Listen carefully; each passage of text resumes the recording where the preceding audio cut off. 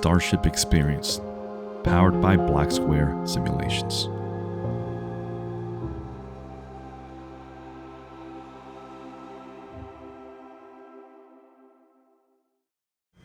Hello everybody, welcome back to that Flight Sim channel. This is Captain Gonzo, and of course we are in this crazy looking plane known as the Starship. Now, this isn't some science fiction project. If you are out of touch with general aviation and are not familiar with the history of beechcraft, they tried out some crazy concepts, and well, as you can see from the intro here in this video, they definitely revolutionized the general aviation sector in general. This was the first true glass cockpit, first one I think of its kind available for any general aviation aircraft, and wow, it's quite the intimidating aircraft, I am not going to lie. But what else can we expect from Black Square? They do not shy away in details. You can see we have their infamous EFB that is notorious for stepping up the game in terms of EFB and options that you have included. So you can see here we're in the options menu: unrestricted beta range, show beta, hide the GNS 430, etc. And the payload, you can remove all your static elements. Let's go ahead and remove pitot covers, engine covers, gear pins. We'll keep that GPU connected. Right now, I'm not doing an actual flight. This video will just be kind of a first impression video. I'm going to fire it up as best as I can and see if I can manage to at least get that done. Here is the left engine page, right engine page. If you're an owner of the Black Square Duke, the Beechcraft 60, then you'll know this should be pretty familiar. And I love it. Pretty awesome stuff. Here's your electrical panel showing you live feedback of what's going on with the aircraft right now. There's a cabin, the environmental. It's chilly in here, 57 degrees Fahrenheit. Here's all the failures. If you are a masochist and you want to just challenge yourself and set up some failures, well, there it is. But anyways, let's get this thing started, shall we? So, I've read through the manual vaguely. Haven't really dedicated too much time to this aircraft just yet. Keep in mind it's only been out for several days now, but we're going to try our best to fire it up from a cold and dark environment. So the first thing we're going to do, we're going to come down here to the master switch. We're going to flip that cover. I can't, I have to turn on the battery. There's the battery, and then we're going to go ahead and enable external power like so. You can see we've got 28 volts DC being supplied by that GPU. And now let's go ahead and fire up our integrated avionics, starting with the engine instrument, caution advisory system, ECAS, pilot, co-pilot, and get our standby gyro. There's the backup attitude indicator. Look at that. Look at how much different this cockpit looks now once everything comes to life. Quite the phenomenal cockpit. Now, I will tell you just a word of advice. If your style of flying is just plug and play, go, press Control E, then I would highly recommend you stay away from this aircraft. This plane is about as complicated as it gets. This is indeed a true study level airplane. Keep in mind, Black Square does not mess around. Every button, every switch, every single item in this cockpit has a function, and if you don't do it correctly, you will know. If it's the aircraft, will let you know. But check it out, guys. These are old school CRT or cathode ray tube displays from back in the 80s. These were produced from 1983 to 1992, if I'm not mistaken. And there was only 50 or 52 of them ever built. So right now in the world, there's probably like a handful of them, maybe two, but who knows? All right, so let's go ahead and take a look here. So you've got the MFD. This is your CDU, which is used for your flight planning and navigation. Now, word of advice, once again, this is very, very complicated. It is not anything like the modern aircraft we're used to. So just be ready to sweat a little bit when you're learning this plane. So we're going to focus on the startup. So here we go. We're going to go into normal procedures. Look at that. Welcome aboard Starship NC66. There's our tail number. Starship checklist by Black Square Simulations. This checklist is for use in Flight Simulator only. So if you're one of the rare few in the world that has access to a real-life Starship, don't use this as a real life. So we're going to press any button. We're going to go ahead and go into pre-flight checks, parking brake, is set. You can see the parking brake lever there, or the handle. And then using the down key, you'll see the item turn screen when you've done that. Control locks are removed. I've got free movement on the controls, no locks present. Landing gear control down, 3 green, down and locked. Battery is on. Pitch, roll, and rudder trim set to 0, neutral. You can see our pitch trim here. We're going to set it to neutral. There we go.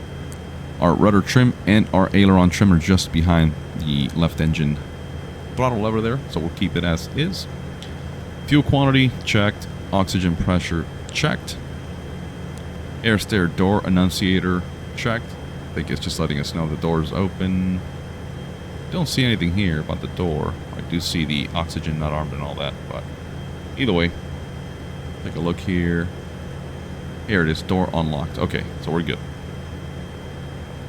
Battery off. Yeah, we'll keep it on because we're on the GPU. We took away the chocks. Pedostatic covers removed. Engine covers gone. All this is gone. Emergency exit is secure. Let's go take a look back there. I think we can manipulate it. We'll walk back here. There she is. Let me see. Is there anything clickable here? It's just a light.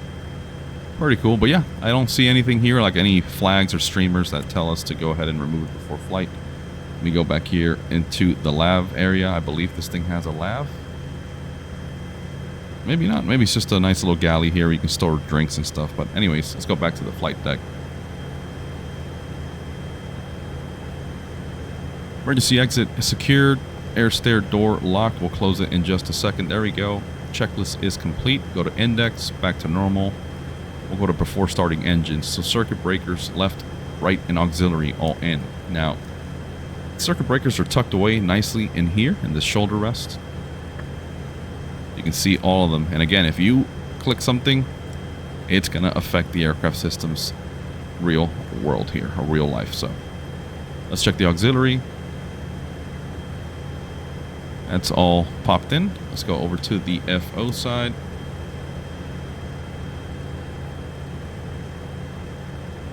I don't see anything sticking out. I think we're good. Those are all good. Outboard reversionary panels as required. I'll be honest, I have no idea what that's talking about. Seatbelt and shoulder harness fastened, parking brake set, audio panels, and mic as required. Static source normal. I believe that is somewhere down here. Let's take a look together. There it is. Static source is down into the normal. Oxygen supply system ready, pull on. Okay, so here is the oxygen right here. We're going to pull that. We're going to verify. There it goes. The CAS message for oxygen not armed is gone. Oxygen masks test. All right, we're going to come up here.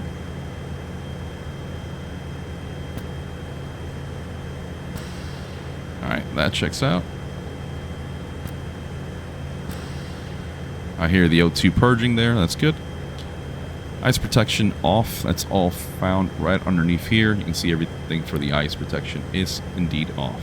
Landing gear control is down. Anti-skid switch set to anti-skid. Center reversionary panel as required. Again, I'm not sure what this is talking about. I'll have to look into the manual. Standby instruments on. Airspeed, attitude, altimeter, they're on. Standby battery power on, annunciator illuminated. I don't know. Let's see. Don't see that one. Alright, anyways. I don't see a standby battery down here. Maybe there is.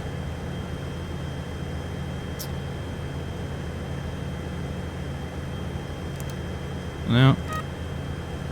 Ground comms, I'm going to keep that on for now to communicate, I'm assuming, with the ground crew. Power levers idle. Checked. Propeller levers full forward. There we go. Condition levers fuel cutoff. They are indeed in the cutoffs. Bleed air valves are off. They're right here. It is in the off position. Temp mode off. Temperature mode is off as indicated here. Battery is on. Triple fed bus voltage 22 volts minimum. So we can check here by switching in between. Okay, maybe not. Center bus volts. Okay. Yep, we're showing 28. ECAS on. Firewall. Fuel valves push closed. Oh, that's gonna be an interesting one. Let's see if I can figure this out. Well, I can be honest, I don't know where to find the firewall fuel valves, and we'll just say they're closed. Extinguisher and FW valve illuminated. Yep. Don't know that one. Oh, here it is. So there's the, that was the firewall valve push. There's the extinguisher light coming on. Standby pumps to on, so we'll turn those on. Fuel pressure low annunciators. That's them right there. Firewall fuel valves push open. Alright, so now we'll turn them open. See if they reset. There we go. Lights are extinguished.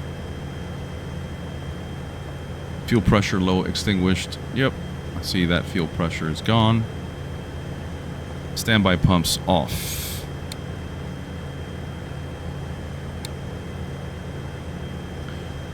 And verify that the fuel pressure low annunciators are on. There's the master warning. Good. Let me check out. Transfer flow alternately left and right. Alright, so we can go here to the transfer flow and go left. Let's go right. I did see the value increase here by 1 gallon or 1 pound. There we go. Yeah, that's the pounds. We'll go back to off. I guess that we should have been looking for that fuel transfer message, but I saw it. Fuel pressure low annunciators extinguished. They should have been going. We'll turn that off. Avionics air fail message illuminated. Let's see.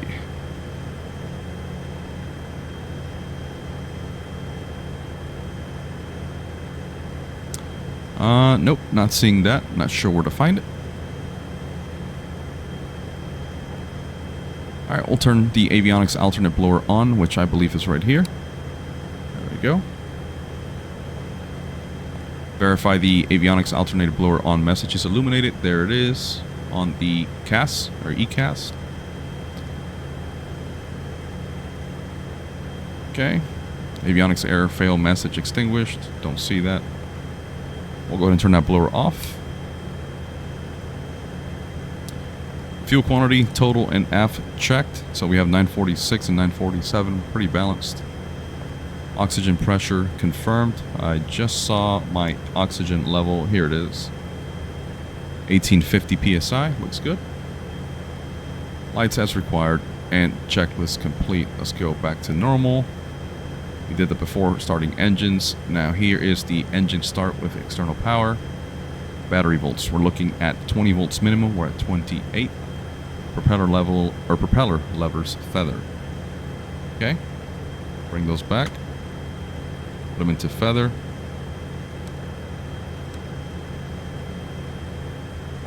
ECAS pilot and co-pilot avionics off.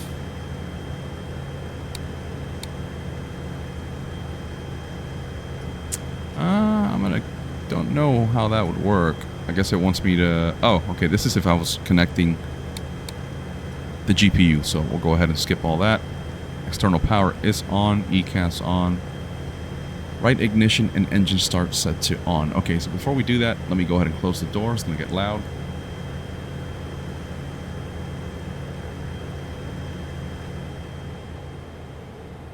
Much better. Let's remove the wheel chocks.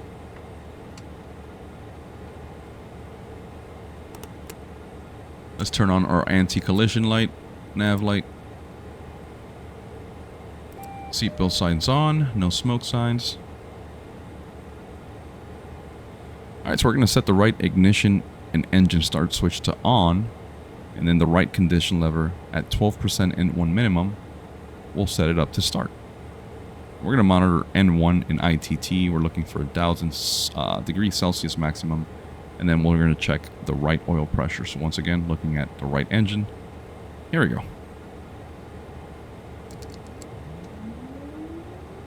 Looking for 12% N1.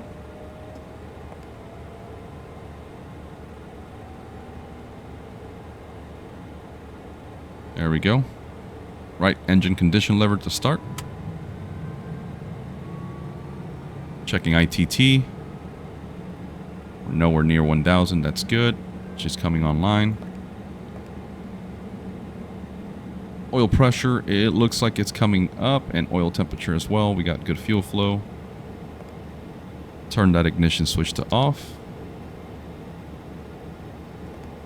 And the right condition lever at 65% N1 to run. We're at 65. There we go. And now we're going to do the same for the left ignition and engine start. So here we go. Once again, waiting for 12% minimum. N1 for left engine.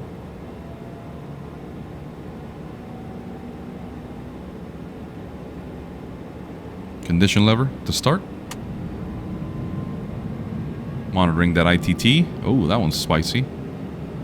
863, 864. Okay, but we did not hit the 1,000 maximum. Did that. Checking oil pressure is climbing. Oil temperature and the fuel flow increasing. Turn that ignition switch to off. And then at 65% minimum, left condition lever can go to run. External power switch off. Ah, but I forgot my generators.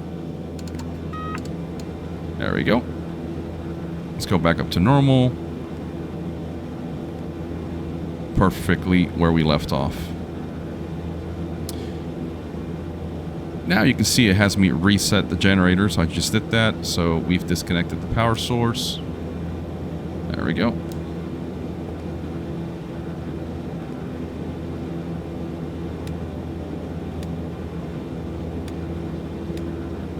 Alright. We should have about 27.5 to 29 volts. We've got that. Gen ties to norm. Gen ties is in the norm position. Left and right generator ties open message extinguished. Don't see that. Generator load paralleled within 10%. 39%, 40%. So that's good. And the prop levers full forward.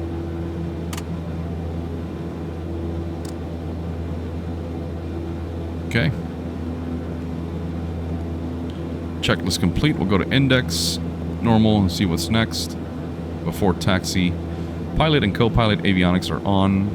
Standby indicators on. Bleeder valves set to both, so we'll set that rotary switch to both. Blowers and temperature set. So we're going to go ahead and set a little bit higher temperature. We're going to go to auto. Lights as required. Cabin lights or furnishings as required. No smoke and seatbelts on. Pilot and co-pilot instruments operating. Everything seems to be online and functioning. Flap and forward ring retract. It is retracted.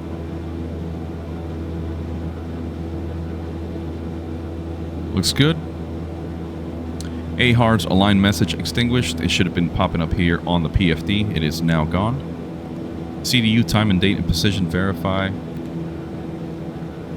Showing your database, your time, date, precision. All data is okay. The radar, you can press right here. Go to radar control. We can put it on standby. It is highlighted in green. That is showing standby. Brakes released and checked, so we'll check that before we taxi out. And then we'll go to the before takeoff checklist. Now, this is a lengthy run-up page. You can see there's 1 out of 7 pages. I will not be covering that in this video because I want to dedicate different video sections to different checklists and procedures with the aircraft. And to be honest, I still don't feel comfortable showing you guys much more than just starting up the aircraft. You can see we're all fired up. I think we can go ahead and start taxiing out of here and then just do a quick demo takeoff and see how she behaves. So let's take care of that now. I'll stow the EFB away. There we go. Release the parking brake. We're going to test the brakes, taxiing out.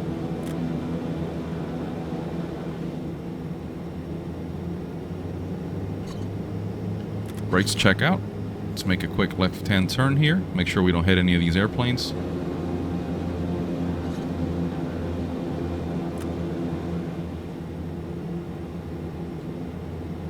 Feels kind of heavy to taxi out, to be honest. Alright, and we'll see you when we're ready for our takeoff run to see what it's like to take off in this spaceship known as the Beechcraft Starship.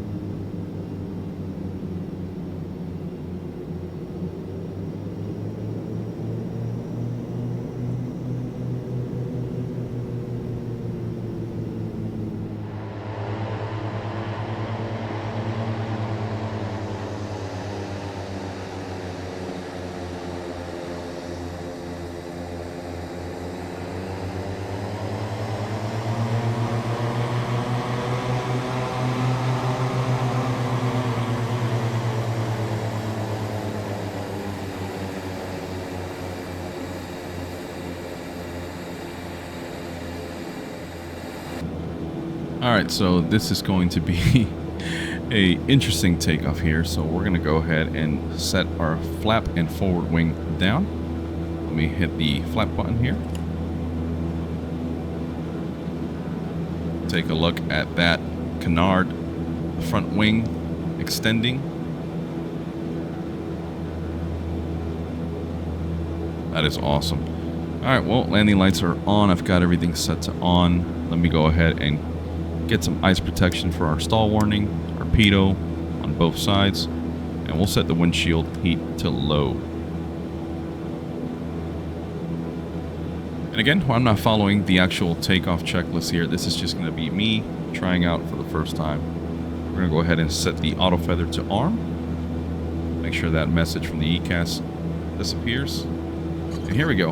We're about to find out what this thing is made out of. Before I do that, let me set my pitch trim back to the green envelope there for takeoff.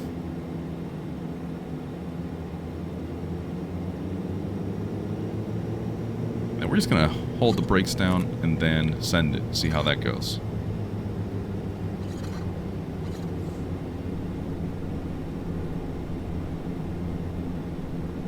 This is a shorter runway here out of Renton in Washington State.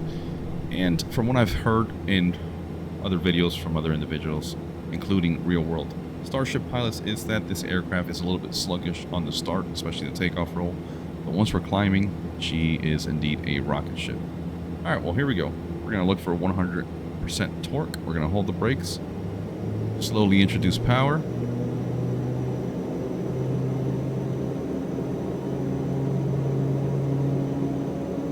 There we go, letting those engines, those PT6s climb up. There's 100. Let's bring it back a little bit. That's a little bit hot.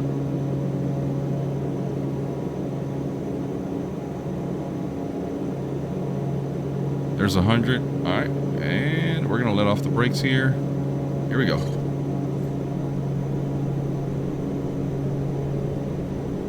Yeah, look at this thing. It's barely moving right now. Airspeed's alive. There's the digital airspeed indicator. Bring back torque a little bit. Torpedo overheat because we were on the ground idle a little bit too long. Reducing torque. We're gonna rotate somewhere here. There we go. We're gonna hold about 8 degrees pitch up, gear up.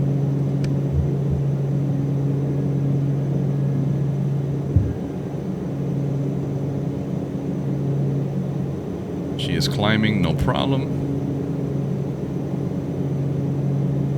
Now let's retract that forward wing and flaps. There There they go. And look at this thing. It just wants to climb. It just wants to climb. We're going to start climbing and see how fast we can get this thing to go up.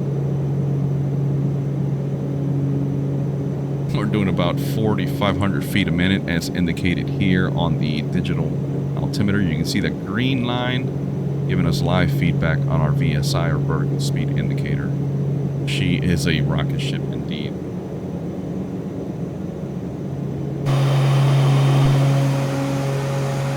Look at that. Climbing through the clouds like nobody's business.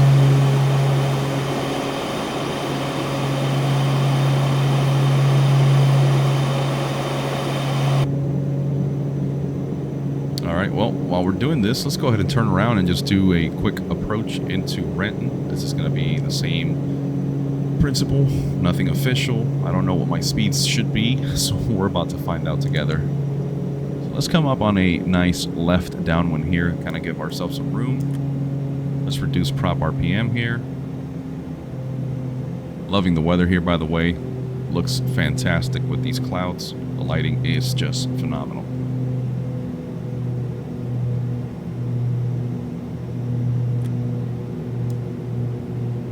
And I don't know what's going to happen, so I'm just going to go forward a little bit here in the video to where I'm kind of setting myself up a little bit farther up on the downwind and then pick back up.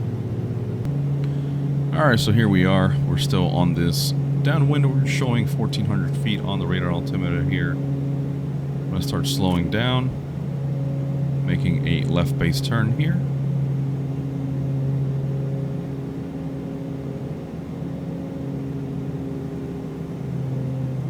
Let's see what we can do. I've got the field in sight. Let's get gear down. Watching the airspeed bleed off a little bit. Get some more drag. And then we're going to go ahead and extend that flap and forward wing. There we go. Get ready with the power as we start inducing more drag.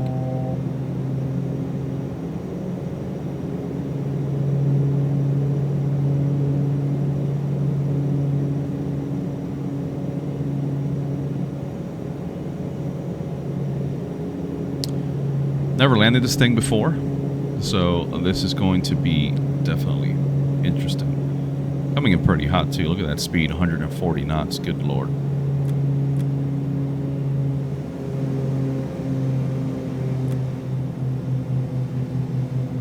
We're somehow in beta.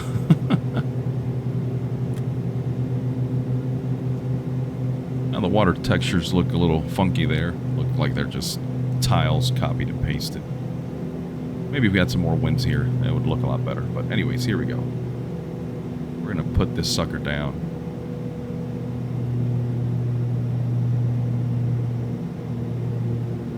I'll try to grab some replays too of the takeoff and the landing so you guys can get a different perspective.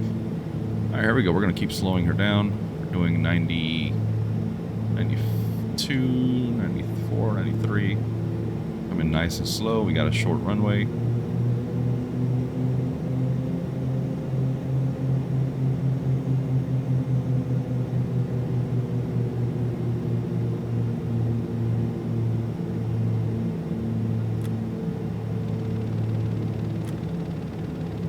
Wow, that nose just sunk on me. We're in beta. Okay, so it slows down pretty nice.